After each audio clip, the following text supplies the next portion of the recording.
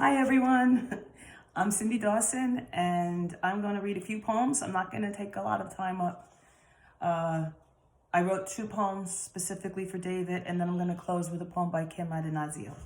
Okay, so this one is called David Peel at the Door. It was the fork on the table at the diner, the Remedy diner. The fork in your crazy hand, your crazy leg bouncing up and down, making me spill my coffee. Every damn time I picked it up, that fork stabbing the table. Bang, bang, bang, my hand on yours, screeching, stop it already, knowing fully well that you, a child in a man's body, you couldn't stop your leg from going up and down, and the fork stabbing the table up and down and up and down. The waiter was trying to put your mushy eggs down the way normal waiters put eggs down in front of people. But no, not you, talking with that stabbing fork I finally grab out of your hand after stop it had no effect whatsoever. You looked at me like a child, scorned by his mother, and likewise, I looked at you back sternly. But I knew without your fork, you couldn't eat. So I gave you a spoon. Your leg calmed down. Somehow, a spoon, being softer and rounder looking, calmed you down, and you ate like a human, quietly and calmly. Because, David, you were a wonderful human, so very childlike to me, but hard to still. You just got so excited over everything. Every nerve stimulus, the gathering of people, the sound of music, the notes they created, the smell of French fries, and even someone's hip against your thigh. And this next poem, by the way, you may see my little puppy might make a visit because he has to sit on my lap whenever I'm at the table. So this one is called Good Journey. At the beginning of this year, 2020, we lost Ivan Crow. It was a lot of loss this year. Then we lost Alan, and I know so many of you lost so many people. David was Ivan wasn't to the virus, and David wasn't to the virus, but the loss, all the loss. So this is a poem that I wrote called Good Journey. Where did all my friends go? Descending into the great slide abyss. Their black souls and their music and their constant life-burning ways. Where? You came into this whirling and dervishing, spinning your cosmic dust into spidery webs, branching out to touch the world around you. So large that the loss seems like the angels robbed the heavens just to take you away. My God, where did you all go? David Peel, Ivan Crow, and on and on and on and on. Bowie and Allen and the Devils. They made love with notes and stages. How easily we've complied with politics and death. Because your magic swiftly disappears and we are left with nothing but acceptance. Where did you go, my friends, lifting yourselves to greater heavens than any moment in time? I dream of your faces, your sounds, the way you smiled or how you wrote your songs that you gave away like gifts. I see you in all the boxes, candles, gifts lit, descending into the big, silky lake to drift off to the great gig in the sky. And I can't afford the goodbye. I can't afford any more goodbyes. But yes, it is goodbye. You have left us to wonder if the atheists had it all wrong. Because we can still feel you. We feel you still.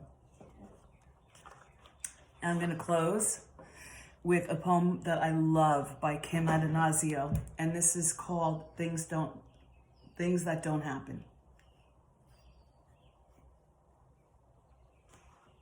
Is there a place they go, the gold stalks, the umbels, the new shoots, when the seeds rot in the fields or are eaten by birds?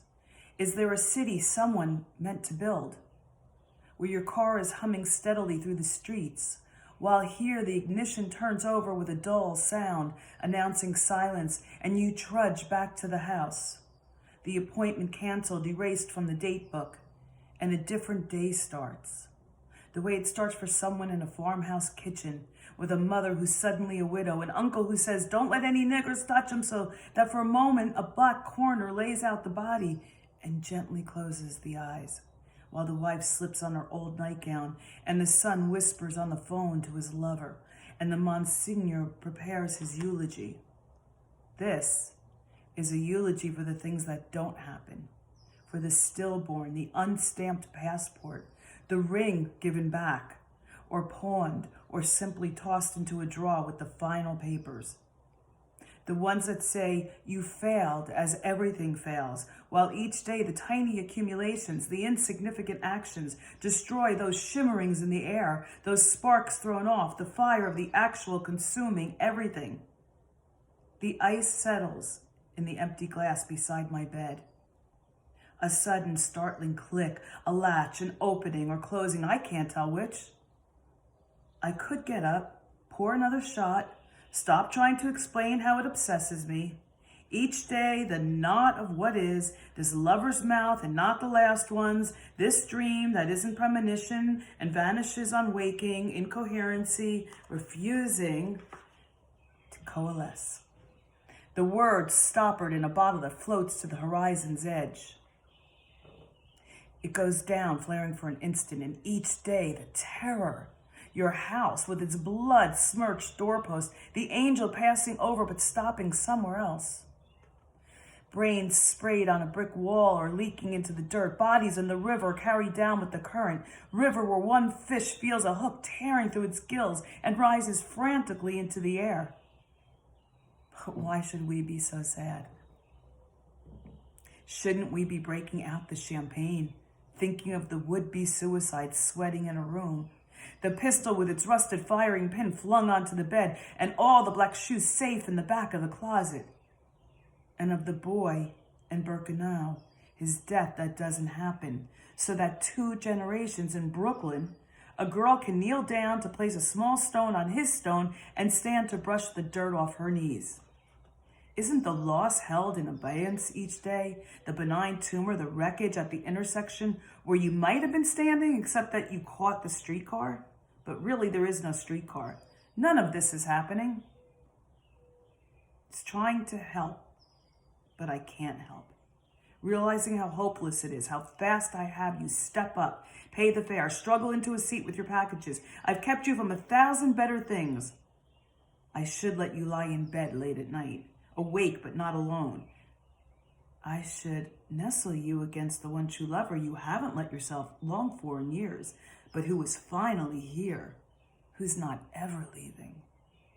I should seat you up with the breast, the kiss, nightingale nipple, tongue dipping into the real, the taste of it, the singing, the virtual lark, the light beginning, but not yet. Not close yet, not shame or betrayal, just the lovers too unironic to survive anywhere but here. So this is the end. Because I want to keep my stupid faith in romance, in the idea of love. And if you would just let it go on forever this way, you wouldn't have to go out into the nothing where something is waiting, especially for you. This is not what I can't tell you, only that it begins. As soon as you stop listening and turn away, I can tell you only that it happens now. Thank you. Puma Pearl is up at 9 o'clock.